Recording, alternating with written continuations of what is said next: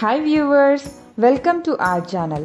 ఈరోజు మనం అటుకులతో ఊతప్పం ఎలా ప్రిపేర్ చేసుకోవాలో చూద్దాం.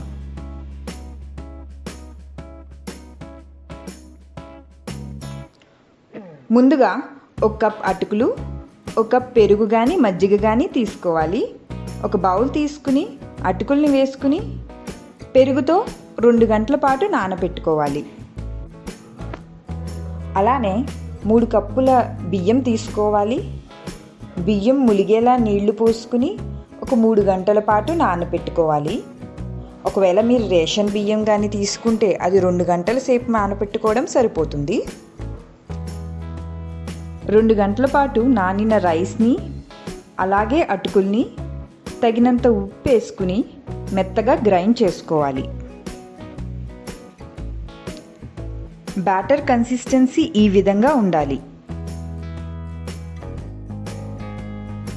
ఇలా గ్రైండ్ చేసిన పిండిని ఒక 8 గంటల పాటు నాననివ్వాలి. తర్వాత స్టవ్ వెలిగించి ప్యాన్ పెట్టి మీడియం ఫ్లేమ్కి అడ్జస్ట్ చేసుకుని ప్యాన్ వేడెక్కాక నానబెట్టిన బ్యాటర్తో ఈ విధంగా ఊతప్పం వేసుకోవాలి. అలాగే పైన కొద్దిగా ఆయిల్ వేసుకుని మూత పెట్టుకోవాలి.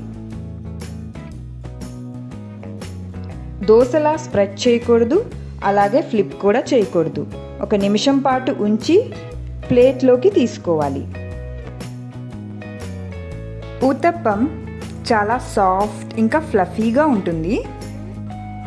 ఇది కొబ్బరి చట్నీతో సర్వ్ చేస్తే చాలా టేస్టీగా ఉంటుంది. Like, comment, share and subscribe చేయడం మర్చిపోకండి. Thank you.